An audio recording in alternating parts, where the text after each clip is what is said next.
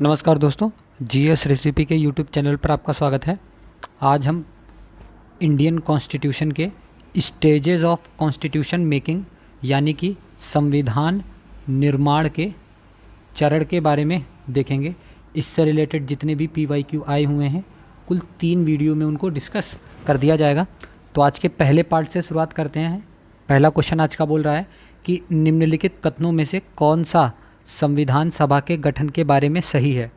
और पहला कथन है कि संविधान सभा के सदस्यों का चयन 1946 के प्रांतीय चुनावों के आधार पर किया गया था। ये बात बिल्कुल सही है। दूसरा कथन है कि देशी राज्यों के प्रतिनिधियों को संविधान सभा में सम्मिलित नहीं किया गया था। क्या ये बात सही है? नहीं, ये बात जो है ये गलत है। तीसरा कथन है कि संविधान सभा के भीतर विचार विमर्श जनता द्वारा व्यक्त की गई रायों से प्रभावित नहीं होता था। ये भी बात गलत है। और चौथा कथन है कि सामूहिक सहभागिता का भाव उत्पन्न करने के लिए जनता से सुझाव मांगे गए थे। ये भी बात सही है। तो इस क्वेश्चन का सही जवाब क्या हो जाएगा? वह हो जाएगा option number D is the right answer. अब इसके बारे में कुछ महत्वपूर्ण तथ्य जान लीजिए। महत्वपूर्ण तथ्य यह है कि जुलाई 1946 में संविधान सभा के सदस्यों का निर्वाचन हुआ, जिसका जो आधार था वह कैबिनेट मिशन था। जिसका आधार क्या था? जिसका आधार जो था वह कैबिनेट मिशन था। ठीक है। फिर उसके बाद क्या हुआ? उसके बाद 9 दिसंबर 1946 को संविधान सभा की पहली बैठक जो है वह दिल्ली में हुई। कहाँ पर हुई? पहली बैठक जो है वह दिल्ली में हुई, जिसमें जो सच्चिदानंद सिन्हा साहब थे इनको अस्थायी अध्यक्ष चुना गया। जबकि फिर उसके बाद 11 दिसंबर, ये 9 दिसंबर की बात है, फिर 11 दिसंबर 1946 को संविधान सभा द्वारा डॉक्टर राजेंद्र प्रसाद को, किसको? डॉक्टर राजेंद्र प्रसाद जी को स्थायी सदस्य चुना गया। और संविधान सभा के भीतर विचार विमर्श जो है वह जनता के द्वारा व्यक्त की गई रायों एवं सुझावों से प्रभावित होता था। और देशी रियासतों को उनकी जनसंख्या के अनुपात में सीटें आवंटित की गई थी। तो इस क्वेश्चन का जो सही जवाब था वह क्या था? वह था option number D is the right answer. अगले प्रश्न की ओर बढ़ते हैं। अगला प्रश्न क्या है? अगला प्रश्न बोल रहा है कि भारत की संविधान सभा 1946 के प्रांतीय निर्वाचनों के आधार पर चुनी गई थी। संविधान सभा से मुस्लिम लीग के निकल जाने के बाद यह पाया गया कि सभा के अधिकतर सदस्य कांग्रेस के भी सदस्य थे। उस परिस्थिति में संविधान सभा को किस प्रकार एक अपेक्षाकृत अधिक बड़ा सामाजिक आधार दिया गया था? तो यह किसके आधार पर दिया गया था? यह दिया गया था विभिन्न जाति तथा धार्मिक समूहों से स्वतंत्र सदस्यों को मनोनीत करने के द्वारा। Option number B is the right answer. Bharat के संविधान सभा से मुस्लिम लीग के, किसके? मुस्लिम लीग के निकल जाने के बाद अधिकतर सदस्य जो है वह कांग्रेस के ही थे। अतः संविधान सभा को अधिक बड़ा सामाजिक आधार देने के लिए भिन्न जातियों, धार्मिक समूहों तथा एंग्लो इंडियन को स्वतंत्र सदस्य के रूप में मनोनीत किया गया था। तो इस क्वेश्चन का जो सही जवाब है वह है option number B is the right answer. अगले प्रश्न की ओर बढ़ते हैं। अगला प्रश्न बोल रहा है कि भारत की संविधान सभा के बारे में निम्नलिखित में से कौन सा कथन सही है? पहला कथन है कि प्रांतीय विधानसभाओं के सदस्यों द्वारा अप्रत्यक्ष रूप से सभा का चयन किया गया था। ये बात बिल्कुल सही है। दूसरा कथन है कि सार्वभौमिक वयस्क मताधिकार के आधार पर चुनाव किए गए थे। ये बात बिल्कुल गलत है। तीसरा कथन है चुनाव की स्कीम का निर्धारण कैबिनेट डेलीगेशन द्वारा किया गया था। ये भी बात बिल्कुल सही है। और चौथा कथन है कि सीटों का वर्गीकरण माउंट बेटन योजना के आधार पर किया गया था। तो ये बात जो है बिल्कुल गलत है। तो इस क्वेश्चन का सही जवाब क्या हो जाएगा? वह हो जाएगा option number D is the right answer. कौन सा? Option number D is the right answer. अब इसके बारे में महत्वपूर्ण तथ्य जान लीजिए। महत्वपूर्ण तथ्य यह है कि संविधान सभा का जो संगठन है वह कैबिनेट मिशन के द्वारा, किसके द्वारा? कैबिनेट मिशन के द्वारा अनुशंसित योजना के आधार पर हुआ था, जिसमें सदस्यों को प्रांतीय विधान सभाओं, किससे? प्रांतीय विधान सभाओं के सदस्यों द्वारा अप्रत्यक्ष चुनाव, कैसे? अप्रत्यक्ष चुनाव के द्वारा चुना गया था। और संविधान सभा के गठन के संदर्भ में मिशन ने वयस्क मताधिकार पर आधारित निर्वाचन से इनकार कर दिया, क्योंकि इसमें अत्यंत विलंब होगा। इस उद्देश्य से प्रत्येक प्रांत को उसकी जनसंख्या के अनुपात में जो सामान्यतः 10 लाख 10 लाख की जनसंख्या पर एक स्थान आवंटित किए गए थे। इसकी चुनावी प्रक्रिया जो है वह 1935 के अधिनियम के 6वीं अनुसूची, किसकी 6वीं अनुसूची पर आधारित थी। कर, संपत्ति और शैक्षणिक योग्यता के कारण मताधिकार सीमित कर दिया गया था और संविधान सभा एक बहुदलीय निकाय था।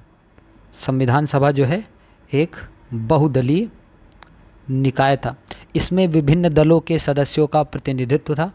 उद्देश्य प्रस्ताव की स्वीकृति के बाद संविधान सभा ने संविधान निर्माण हेतु विभिन्न समितियों का निर्माण भी किया था। तो इस क्वेश्चन का जो सही जवाब है वह क्या है? वह है option number D is the right answer. अगले प्रश्न की ओर बढ़ते हैं। अगला प्रश्न क्या बोल रहा है? अगला प्रश्न है कि भारतीय इतिहास के संदर्भ में प्रांतों से संविधान सभा के जो सदस्य थे वह प्रांतीय विधानसभाओं द्वारा निर्वाचित हुए थे। Option number C is the right answer. अगले प्रश्न की ओर बढ़ते हैं। अगला प्रश्न बोल रहा है कि निम्नलिखित में से संविधान सभा के बारे में गलत कथन कौन सा है? तो इसमें से कौन सा कथन गलत है? तो इसमें से इसका निर्वाचन सार्वभौम वयस्क मताधिकार के आधार पर किया गया था। तो ये बात जो गलत है और क्वेश्चन के हिसाब से यही सही हो जाएगा। Option number C is the right answer. अगले प्रश्न की ओर बढ़ते हैं। अगला प्रश्न क्या बोल रहा है? अगला प्रश्न है कि भारतीय इतिहास के संदर्भ में प्रांतों से संविधान सभा के सदस्य जो थे वे कैसे थे? वे प्रांतीय विधानसभाओं द्वारा निर्वाचित हुए थे। Option number C is the right answer. इस क्वेश्चन का सही जवाब है option number C is the right answer. अगले प्रश्न की ओर बढ़ते हैं।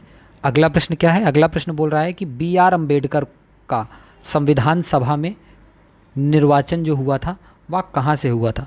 वह जो निर्वाचन है वह बम्बई प्रेसिडेंसी से हुआ था। Option number B is the right answer. Bombay presidency से संविधान सभा के लिए कुल 21 लोग चुने गए थे, जिसमें डॉक्टर भीमराव अम्बेडकर साहब, फिर उसके बाद कुछ और नाम लिख लीजिएगा इम्पॉर्टेंट, मीनू मसानी जी जो थे वो भी बम्बई प्रेसिडेंसी से थे, बीजी खेर ये भी बम्बई प्रेसिडेंसी से थे, वल्लभ भाई पटेल साहब जो थे ये भी बम्बई प्रेसिडेंसी थे, के एम मुंशी ये भी जो थे ये भी बम्बई प्रेसिडेंसी से थे, और एस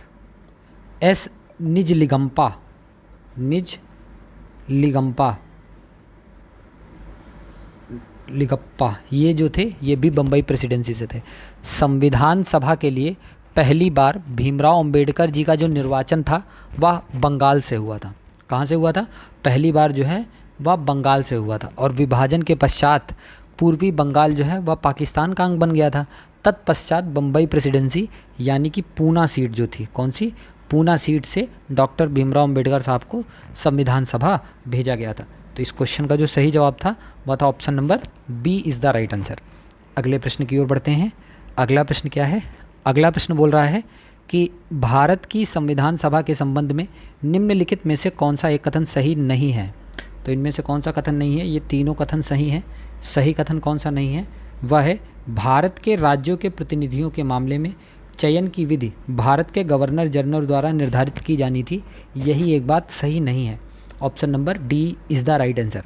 भारत की संविधान सभा के सदस्य के रूप में राज्यों के प्रतिनिधियों के मामले में जो चयन की तिथि विधि जो अपनाई गई थी उसे गवर्नर जनरल द्वारा नहीं बल्कि कैबिनेट मिशन योजना के अंतर्गत निर्धारित किया जाना था। तो इस क्वेश्चन का जो सही जवाब था वह था option number D is the right answer. अगले प्रश्न की ओर बढ़ते हैं। अगला प्रश्न बोल रहा है कि संविधान सभा का अध्यक्ष जो है वह कौन था? संविधान सभा के जो अध्यक्ष थे वो डॉक्टर राजेंद्र प्रसाद सर थे। Option number B is the right answer. संविधान सभा की जो पहली बैठक हुई थी वह 9 दिसंबर 1946 को हुई थी। इसकी अध्यक्षता जो है वो डॉक्टर सच्चिदानंद सिन्हा साहब ने की थी। फिर उसके बाद 11 दिसंबर 1946 को डॉक्टर राजेंद्र प्रसाद जी द्वारा और एच.सी. मुखर्जी, कौन? एच.सी. मुखर्जी साहब जो थे इनको क्रमशः संविधान सभा का स्थायी अध्यक्ष और उपाध्यक्ष चुना गया था। और उसके बाद सर बी.एन. राव, कौन? बी.एन. राव, इनको सभा का संवैधानिक सलाहकार नियुक्त किया गया था। तो तो इस क्वेश्चन का जो सही जवाब था वह क्या था, वह था option number B is the right answer. अगले प्रश्न की ओर बढ़ते हैं। अगला प्रश्न क्या है, अगला प्रश्न बोल रहा है कि संविधान सभा का पहला सत्र जो है वह कब हुआ था। तो संविधान सभा का जो पहला सत्र है वह 9 दिसंबर 1946 को हुआ था। Option number C is the right answer. अगले प्रश्न की ओर बढ़ते हैं। अगला प्रश्न क्या है, अगला प्रश्न बोल रहा है कि डॉक्टर राजेंद्र प्रसाद जी को संविधान सभा का स्थायी अध्यक्ष कब चुना गया था। तो इनका जो स्थायी अध्यक्ष है वह 11 दिसंबर 1946 को चुना गया था। Option number C is the right answer. अगले प्रश्न की ओर बढ़ते हैं। अगला प्रश्न बोल रहा है कि भारतीय संविधान सभा के प्रथम दिन के अधिवेशन की अध्यक्षता जो है वह किन्होंने की थी। प्रथम दिन के अधिवेशन की जो अध्यक्षता है वह डॉक्टर सच्चिदानंद सिन्हा साहब ने की थी। Option number D is the right answer. अगले प्रश्न की ओर बढ़ते हैं। अगला प्रश्न क्या है, अगला प्रश्न बोल रहा है कि संविधान सभा, भारतीय संविधान सभा के उद्घाटन अधिवेशन की अध्यक्षता जो है वह किसने की थी। तो मैंने बताया था यह किसने की थी, यह डॉक्टर सच्चिदानंद सिन्हा द्वारा किया गया था। Option number B is the right answer. अगले प्रश्न की ओर बढ़ते हैं। अगला प्रश्न क्या है, अगला प्रश्न बोल रहा है कि इनमें से कौन संविधान सभा का सलाहकार था। तो इनमें से कौन संविधान सभा का सलाहकार था, वो BN राव साहब थे। Option number A is the right answer. अगले प्रश्न की ओर बढ़ते हैं। अगला प्रश्न क्या है, अगला प्रश्न बोल रहा है कि संविधान सभा के गठन के संबंध में निम्नलिखित कथनों पर विचार कीजिए। पहला कथन है कि प्रतिनिधि 4 घटकों हिंदू, मुस्लिम, सिख एवं ईसाई में से चुने जाने थे। तो ये बात बिल्कुल गलत है। दूसरा कथन है कि संघीय संविधान समिति के अध्यक्ष जो थे वो सरदार वल्लभ भाई पटेल थे। ये भी बात बिल्कुल गलत है। तीसरा कथन है कि संविधान सभा की कुल सदस्य संख्या 389 थी। ये बात बिल्कुल सही है। और चौथा कथन है कि डॉक्टर भीमराव अंबेडकर की अध्यक्षता में प्रारूप समिति 8 सदस्यों से मिलकर बनी थी। तो ये भी बात जो है वह गलत है। तो इस क्वेश्चन का सही जवाब क्या होगा, ओनली 3 किस में है, ओनली 3 है ऑप्शन नंबर सी में। तो ऑप्शन नंबर सी इसका सही जवाब हो जाएगा। Option number C is the right answer. अब इसके बारे में महत्वपूर्ण तथ्य जान लीजिए। महत्वपूर्ण तथ्य यह है कि संविधान सभा के गठन में संविधान सभा की कुल सदस्य संख्या जो थी वो 389 ही थी, जिसमें प्रांतों से किससे, देखो 389 टोटल थे, फिर उनमें से प्रांतों से जो आए थे सदस्य वो 292 थे, और फिर उसके बाद देसी रियासतों से जो सदस्य आए थे, कितने, देसी रियासतों से 93 सदस्य आए थे। और उसके बाद 4 सदस्य जो थे वह चीफ कमिश्नरी प्रांतों से, किससे, चीफ कमिश्नरी प्रांतों से 4 लोगों को लिया गया था। तो ये कुल सदस्य संख्या जो थी वो 389 थी। प्रांतों से 292 लोग, देसी रियासतों से 93 और चीफ कमिश्नरी प्रांत से 4 लोग थे। ठीक है। और संविधान सभा के प्रतिनिधियों का निर्वाचन जो है वो केवल 3 संप्रदायों को था। कितने, केवल 3 संप्रदायों को था। एक था सिख, दूसरा था मुस्लिम तथा अन्य में कौन आते थे, हिंदू व ईसाई सहित से हुआ था। और संघीय संविधान समिति के जो अध्यक्ष थे वह पंडित जवाहरलाल नेहरू जी थे, तथा जो डॉक्टर भीमराव अंबेडकर साहब थे उनकी अध्यक्षता में प्रारूप समिति, कौन सी, प्रारूप समिति 7 सदस्यों से मिलकर बनी थी। कितने, ये जो 8 दे रखा है ना, 8 की बजाय क्या होगा, ये 7 सदस्यों से मिलकर बनी थी। तो इस क्वेश्चन का जो सही जवाब था वह क्या था, वह था option number C is the right answer. अगले प्रश्न की ओर बढ़ते हैं। अगला प्रश्न क्या है, अगला प्रश्न बोल रहा है कि भारतीय संविधान सभा में कुल कितनी महिला सदस्य थी। तो इसमें कुल महिला सदस्यों की संख्या जो थी वह 15 थी। Option number A is the right answer. और उन 15 के 15 लोगों के नाम आप लिख सकते हो। पहली जो महिला सदस्य थी उनका नाम था विजय लक्ष्मी पंडित, विजय लक्ष्मी पंडित। दूसरी जो महिला सदस्य थी वो राजकुमारी अमृत कौर जो थी वो दूसरी सदस्य थी। तीसरे नंबर पे आप नोट कर सकते हो सरोजनी नायडू जो थी वो तीसरी थी। चौथे नंबर पे आप नोट कर सकते हो सुचेता कृपलानी। पांचवें नंबर पे आप नोट कर सकते हो पूर्णिमा बनर्जी। कौन, पूर्णिमा बनर्जी। छठवें नंबर पे आप नोट कर सकते हो लीला राय। कौन, लीला राय। सातवें नंबर पे आप नोट कर सकते हो दुर्गाबाई देशमुख। आठवें नंबर पे आप नोट कर सकते हो हंसा मेहता। कौन, हंसा मेहता।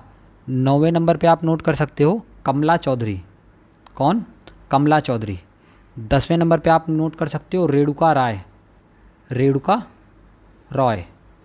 10वें के बाद 11वें नंबर पे आप नोट कर सकते हो मालती चौधरी, मालती चौधरी।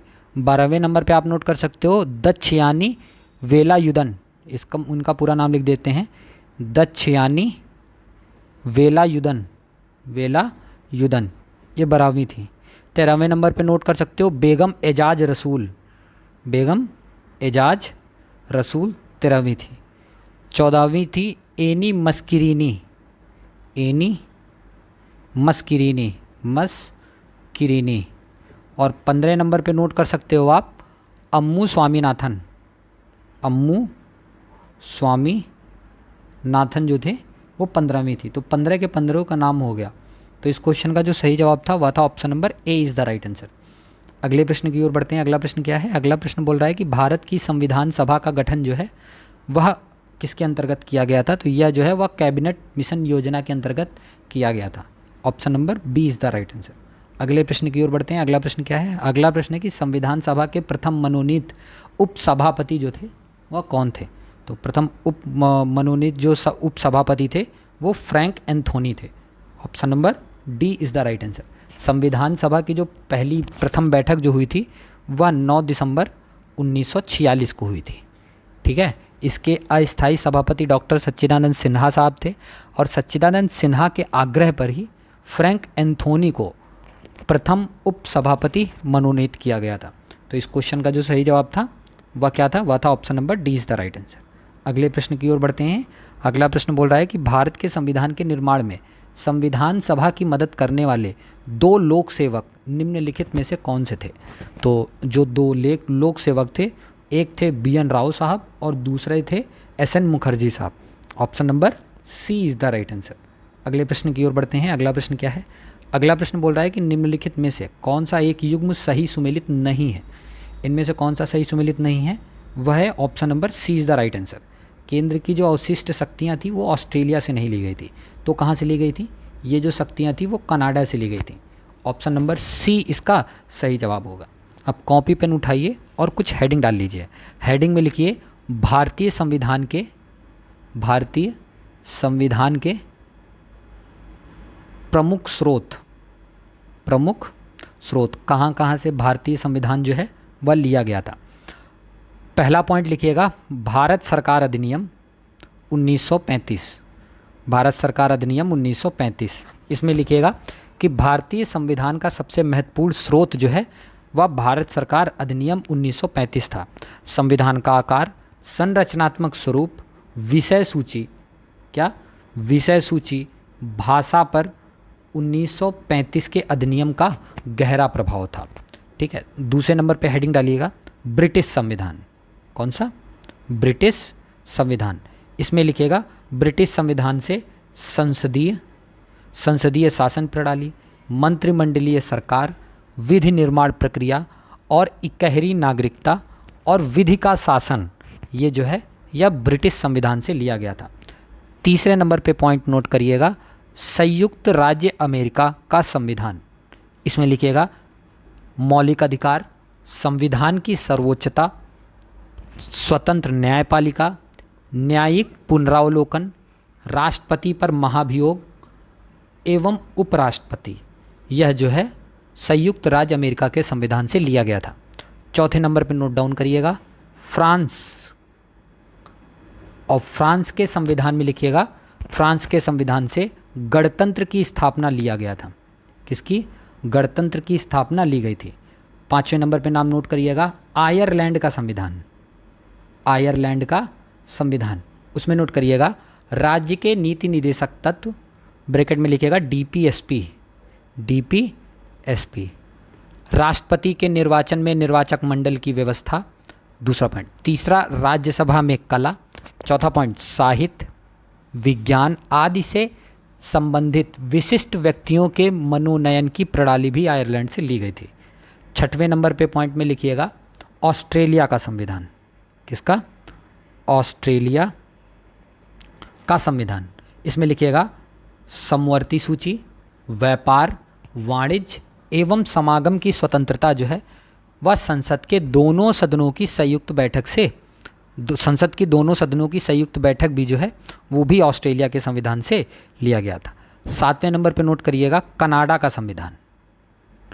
कनाडा के संविधान में लिखिएगा संघात्मक व्यवस्था, केंद्र एवं राज्य संबंध, अवशिष्ट शक्तियां केंद्र के पास, राज्यपालों की नियुक्ति केंद्र द्वारा और सर्वोच्च न्यायालय का सलाहकारी क्षेत्राधिकार जो है यह कनाडा के संविधान से लिया गया था। 8वें नंबर पे पॉइंट नोट करिएगा जर्मनी का वाइमर संविधान। जर्मनी का वाइमर संविधान, इसमें लिखिएगा आपातकाल में मौलिक अधिकार का स्थगन संबंधी शक्ति जो है वह जर्मनी से ही लिया गया था। 9वें नंबर पे लिखिएगा साउथ अफ्रीका का संविधान यानी कि दक्षिण अफ्रीका का संविधान। इसमें लिखिएगा संविधान संशोधन की पद्धति तथा राज्यसभा सदस्यों का निर्वाचन जो है वह साउथ अफ्रीका यानी कि दक्षिण अफ्रीका के संविधान से लिया गया था। 10वें नंबर पे पॉइंट लिखिएगा जापान का संविधान। जापान का संविधान, इसमें लिखिएगा विधि द्वारा स्थापित प्रक्रिया जो है वह जापान के संविधान से ली गई थी। 11वें नंबर पे पॉइंट लिखिएगा यूएसएसआर, जो अभी का रसिया है पहले यूएसएसआर था, उससे क्या लिया गया था, उससे मूल कर्तव्य लिए गए थे यानी कि मौलिक कर्तव्य लिए गए थे। तो ये टोटल 11 के 11 हो गए। तो इस क्वेश्चन का जो सही जवाब था वह था option number C is the right answer. अगले प्रश्न की ओर बढ़ते हैं। अगला प्रश्न बोल रहा है कि भारत की संघीय व्यवस्था किससे ली गई थी। तो भारत की जो संघीय व्यवस्था है वह कनाडा से ली गई थी। Option number B is the right answer. अगले प्रश्न की ओर बढ़ते हैं। अगला प्रश्न बोल रहा है कि भारत के संविधान में समवर्ती सूची की अवधारणा कहाँ गृहीत की गई है। तो इसकी अवधारणा जो है वो ऑस्ट्रेलिया के संविधान से लिया गया है।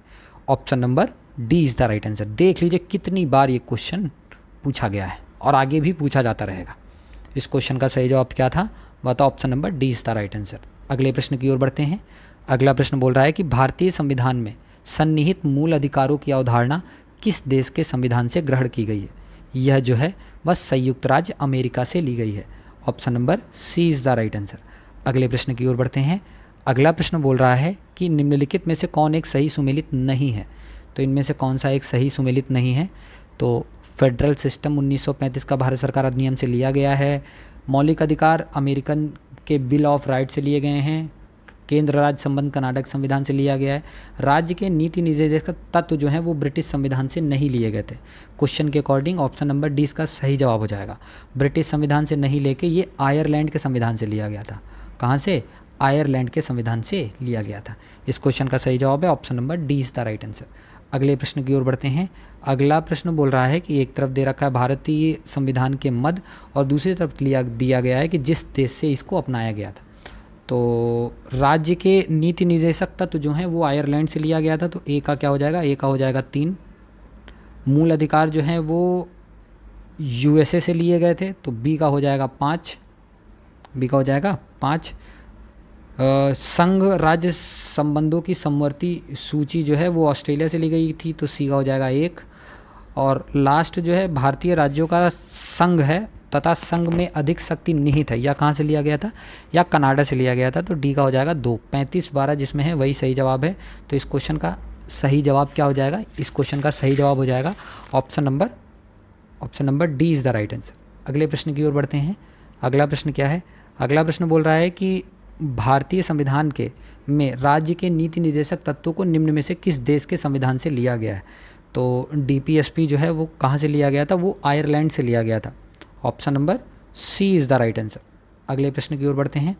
अगला प्रश्न बोल रहा है कि राज्यसभा के गठन में प्रतिभा, अनुभव एवं सेवा को प्रतिनिधित्व देने में भारतीय संविधान निर्माता निम्नांकित उदाहरण से प्रभावित हुए थे। किससे प्रभावित हुए थे, वो आयरिश गणतंत्र से प्रभावित हुए थे। Option number A is the right answer. अगले प्रश्न की ओर बढ़ते हैं। अगला प्रश्न बोल रहा है कि राष्ट्रपति के निर्वाचन के लिए निर्वाचक मंडल की व्यवस्था जो ली गई थी वह कहाँ से ली गई थी। तो ये जो व्यवस्था है वो आयरलैंड के संविधान से ली गई थी। Option number D is the right answer. अगले प्रश्न की ओर बढ़ते हैं। अगला प्रश्न क्या है, अगला प्रश्न बोल रहा है कि निम्न में से किस देश का अनुसरण करते हुए भारत के संविधान निर्माताओं ने संसदीय व्यवस्थाओं के क्रियान्वयन हेतु पद्धति निश्चित की थी। तो किसके अकॉर्डिंग की थी, वह ब्रिटेन के अकॉर्डिंग की थी। Option number B is the right answer. अगले प्रश्न की ओर बढ़ते हैं। अगला प्रश्न बोल रहा है कि इनमें से कौन सा सही सम्मिलित नहीं है, आपको बताना है। राज्य के नीति निर्देशक तत्व जो है आयरलैंड से लिए गए थे, सही बात है। इमरजेंसी प्रोविज़न जो है वो जर्मनी से लिए गए थे, ये भी सही है। पार्लियामेंट्री सिस्टम जो है वो ब्रिटेन से लिए गए थे, ये भी सही है। तो इसका सही जवाब क्या हो जाएगा, वह हो जाएगा option number C is the right answer. Finance commission USA से नहीं लिए गए थे। तो इस क्वेश्चन का सही जवाब है option number C is the right answer. अगले प्रश्न की ओर बढ़ते हैं। अगला प्रश्न बोल रहा है कि निम्नलिखित में से कौन सी एक भारतीय संघवाद की अभिलाक्षणिक विशेषता नहीं है। तो कौन सी विशेषता इसमें ध्यान से देखिए, इसमें नहीं है पूछ रहा है। तो इनमें से कौन सी व्यवस्था नहीं है, वह हो जाएगा संघबद्ध होने वाली इकाइयाँ संघ बनाने के लिए सहमत हुई। Option number A is the right answer, ये इसका सही जवाब हो जाएगा। अगले प्रश्न की ओर बढ़ते हैं। अगला प्रश्न क्या है, अगला प्रश्न बोल रहा है कि भारत के संविधान में उद्देशिका का विचार जो है वो कहाँ से लिया गया था। इसका जो विचार है वो यूएसए से लिया गया था। Option number D is the right answer. अगले प्रश्न की ओर बढ़ते हैं। अगला प्रश्न बोल रहा है कि भारतीय संविधान में राज्यों का संघ की संकल्पना को प्राप्त किया गया था। तो या कहाँ से प्राप्त किया गया था, या जो है या ब्रिटिश नॉर्थ अमेरिका एक्ट से लिया गया था। Option number C is the right answer. अगले प्रश्न की ओर बढ़ते हैं। अगला प्रश्न क्या है, अगला प्रश्न बोल रहा है कि संघ द्वारा राज्यों को निर्देश देने का प्रत्यय भारतीय संविधान के रचयिताओं ने जो अभिग्रहित किया था वो कहाँ से किया था, वह भारत सरकार अधिनियम 1935 से किया था। Option number A is the right answer. अगले प्रश्न की ओर बढ़ते हैं। अगला प्रश्न क्या है, अगला प्रश्न बोल रहा है कि निम्नलिखित में से कौन भारत में ब्रिटिश शासन की देन है। क्या क्या ब्रिटिश शासन की देन है, तो सचिवालय व्यवस्था ये भी इनकी देन है, और लोक सेवा आयोग ये भी इनकी देन है, फाइनेंस कमीशन ये इनकी देन नहीं है, रूल ऑफ लॉ मतलब विधि का शासन ये भी इनकी देन है। तो 1 2 4 कौन सा ऑप्शन हो जाएगा, option number D is the right answer. Option number D is the right answer. अगले प्रश्न की ओर बढ़ते हैं। अगला प्रश्न क्या है, अगला प्रश्न बोल रहा है कि नीचे 2 सूचियाँ दी गई हैं, आपको मिलान करना है।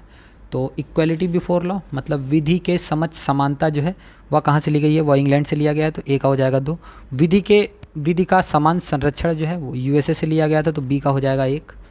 फिर विधि द्वारा स्थापित प्रक्रिया जो है वो जापान से लिया गया था, सी का हो जाएगा 3। और शैक्षणिक संस्थानों के लिए राज्य द्वारा अनुदान जो है आयरलैंड से लिया गया था, तो डी का हो जाएगा 4। 21 34 जो है वही सही जवाब होगा। Option number B is the right answer.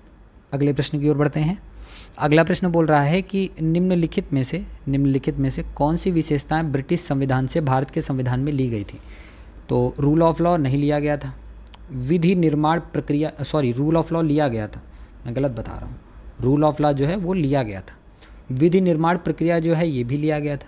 न्यायपालिका की स्वतंत्रता यूएसए से ली गई थी, और पार्लियामेंट्री सिस्टम जो है ये भी लिया गया था। तो 1 2 4 जो है ऑप्शन नंबर डी इसका सही जवाब हो जाएगा।